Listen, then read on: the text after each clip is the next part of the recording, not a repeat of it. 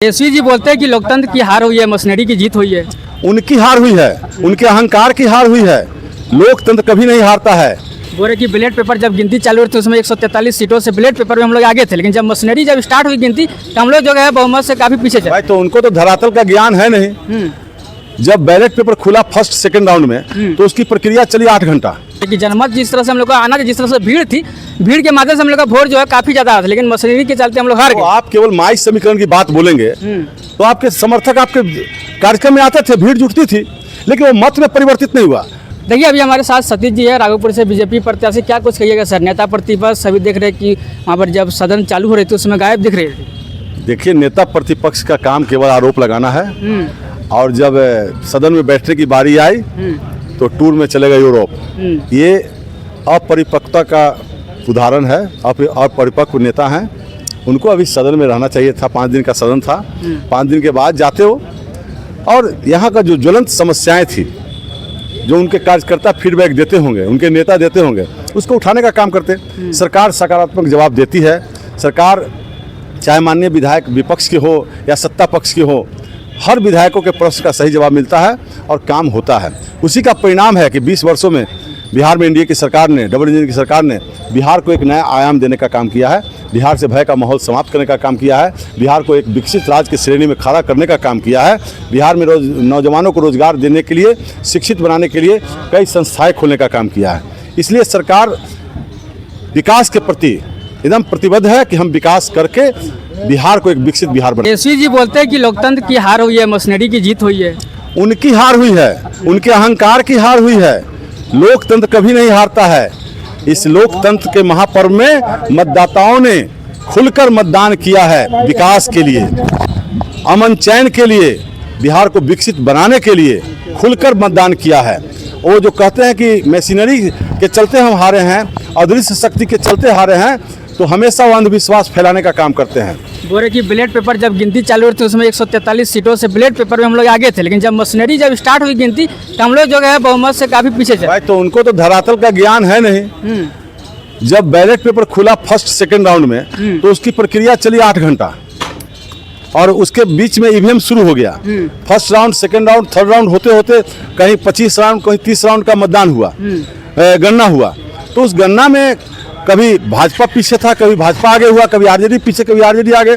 लेकिन शुरुआती दौर के रुझान से ही दिखने लगा, जब ईवीएम खुला तो उस रुझान में देखा गया कि 196 सीट पर एनडीए गठबंधन आगे हो गया। मतदाताओं ने उन्हें नकारा है। मतदाताओं ने इसलिए नकारा कि ये केवल झूठ की खेती करते हैं, लोगों को दिग्भ्रमित करने का काम करते हैं। और ये इस व्यक्ति की, इसकी सरकार आने से बिहार में 2005 के पहले की स्थिति, भय का माहौल नहीं आए। इसलिए जनता ने, मतदाताओं ने बिहार को भय मुक्त बिहार बनाने के लिए मतदान किया है। बिहार को विकसित बिहार बनाने के लिए मतदान किया है।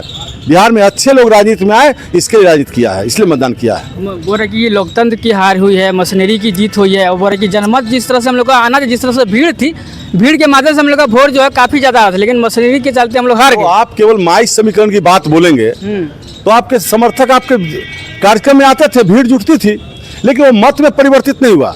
उसमें भी जो सजग मतदाता थे, बुद्धिजीवी थे, समझदार थे, उन्होंने आपकी भाषण को सुनने के बाद उन्होंने डिसीजन लिया कि नहीं, ये आदमी के चलते कट्टा, गोली, रंगदारी की बात आ रही है। तो वो समझ गए कि अगर भूल चूक से इसकी सरकार आएगी तो ये रंगदारी की बात कर रहे हैं, रंगदारी शुरू हो जाएगी। इसलिए बिहार में पुनः रंगदारी का दौर, अपहरण का दौर, भय का माहौल नहीं आए, इसलिए एनडीए के पक्ष में भारी मतदान किया है। उसका परिणाम है कि हम 202 सीट पर जीते हैं, और वो जो फर्स्ट पार्टी का दम भरने वाले नेता को 25 सीट पर लाकर छोड़ दिया। आरजेडी हारने के बाद 32 सिंगरों पर जो है लीगल नोटिस भेज दिया था। क्या पहले जो है ये जो लीगल नोटिस भेजा, जब बिहार का माहौल खराब होने लगा, चुनाव परिणाम में उनको भारी शिकस्त हुआ, तब नींद टूटी है।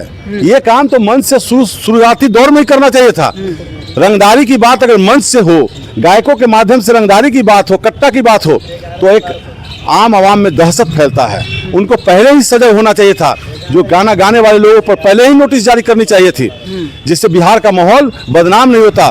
पूरे दूसरे प्रदेशों में बदनामी हुई है बिहार के उनके गाना से, उनके गायकों के गाना से। आज नींद टूटी है, तो इसके लिए उनको धन्यवाद कि आप सजग हुए हैं। आप अपने कार्यकर्ताओं को इन सबों से दूर करने के लिए कहिए। राघोपुर की जनता तो तेजस्वी यादव को खोज रहे हैं, मिलेंगे कहाँ से? वो जनता को फेस कहाँ करते हैं? वो तो मैं लगातार क्षेत्र में बना रहता हूँ, इसके लिए उनके कार्यकर्ता कुछ कहीं कहीं शादी विवाह में ले जाते हैं, पूरा काफिला के साथ जाते हैं, घेराबंदी में जाते हैं, एक दो के यहाँ बैठे फिर गाड़ी में बैठे चल दिए भग भुग करते हुए। तो जनता के प्रश्नों का जवाब कहाँ उनके पास है? जनता का डिमांड पूरा करने की ताकत कहाँ है उनमें? समझ शक्ति कहाँ है? राजनीति में अभी अपरिपक्व हैं, इसीलिए वो आज विधानसभा छोड़कर यूरोप के टूर पर चले गए। एनडीए का प्रचंड जीत के बाद भी आप पीछे कैसे रह गए रायपुर?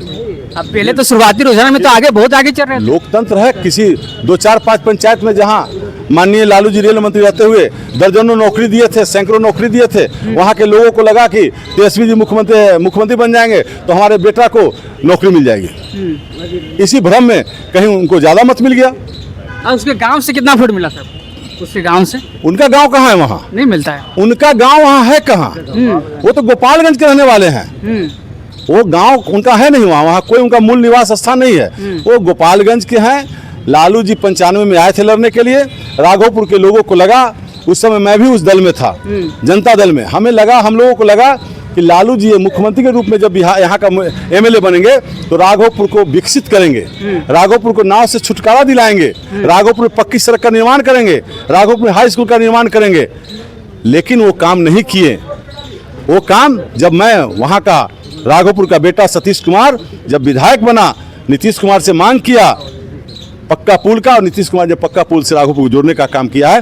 विकास की गति राघोपुर में तब तेज हुई जब नीतीश की सरकार थी, नीतीश जी की सरकार थी, उनके रीजन में बिहार राघोपुर विकसित हुआ है। और जो बचा हुआ काम है एनडीए सरकार में, मैं हारने के बाद भी अपने माननीय मंत्री से कहूँगा, माननीय मुख्यमंत्री कल भी दौरा किए थे, वहाँ देख करके वहाँ 2000 एकड़ जमीन एक्वायर किया जा रहा है। वहाँ सिंगापुर के तर्ज पर राघोपुर को डेवलप करने का सोच है हमारी सरकार का, मुख्यमंत्री जी का, और इसमें सफलता मिलेगी और राघोपुर एक विकसित राघोपुर बनेगा, जो बिहार विकसित बिहार के कड़ी में जुटेगा। तेजस्वी यादव खासतौर पर एमआई समीकरण को, आरजेडी खासतौर पर एमआई सर को काफी था। एमआई समीकरण मुस्लिम और यादव आपको कितने समर्थन दिए? देखिए, अब मैं मुस्लिम भाइयों से भी, यादव भाई बहनों से भी, मतदाताओं से भी यही अनुरोध करूंगा कि उनके झांसे में नहीं आए। अब वो समय जात पात का नहीं रह गया है। देश आपका भारत चांद पर चला गया है। आप अपने बिहार को आगे बढ़ाने के लिए और जो सरकार की योजनाएं हैं, जो अल्पसंख्यक भाई बहनों की योजना है, उसका लाभ जब आप उठा रहे हैं, यादव भाई जब आप उसका लाभ उठा रहे हैं, क्या 6 लेन पुल बना राघोपुर में तो क्या यादव नहीं जा रहे हैं? क्या आरजेडी के लोग नहीं जा रहे हैं? जब सरकार ने आपकी चिंता की है, आप किसी जात नहीं पूछ के विकास किया है, जब आप सबों के लिए विकास किया है, तो आप सब लोग बिहार को विकसित बनाने के लिए, राघोपुर को विकसित बनाने के लिए आप एनडीए के साथ आएँ।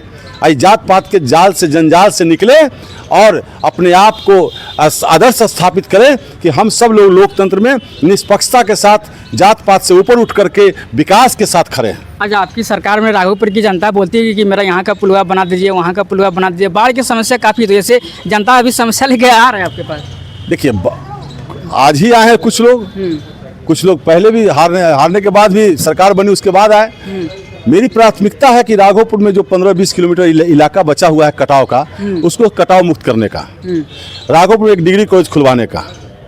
राघोपुर चूंकि टापूनुमा इलाका है, गंगा और गंडक के बीच में घिरा हुआ इलाका है, बाढ़ हर साल आएगी, लेकिन जहाँ जहाँ सड़क ऊंचा करके बना है वहाँ बाढ़ का पानी नहीं आता है। तो मेरी प्राथमिकता है कि हर गाँव पंचायत को एक ऊँची सड़क से जोड़ने का काम करूँगा, जिसमें उस कड़ी में एक सड़क 14 करोड़ का पास हो गया, टेंडर हो चुका है पीडब्ल्यूडी से। माननीय नितिन नवीन जी को मैं धन्यवाद देता हूं, उन्होंने मेरी मांग पर वो सड़क का स्वीकृति दिया, आज टेंडर हो गया, अब काम लगेगा। तो बाढ़ के समय में पुल से उतर के मैं किसी गांव में जा सकता हूं। तो मेरा प्राथमिकता है कि हम राघोपुर में जो विकास की समस्या जो बची हुई है उसको पूरा करवाऊंगा और राघोपुर को विकसित करूँगा। ठीक है, अभी हमारा सतीश जी, बाकी इन तमाम मुद्दे को लेकर आप क्या कुछ सोचते हो? कमेंट बॉक्स में राय जरूर दीजिएगा। बाकी मिलते हैं किसी नए प्रयास, तब तक के लिए जय हिंद।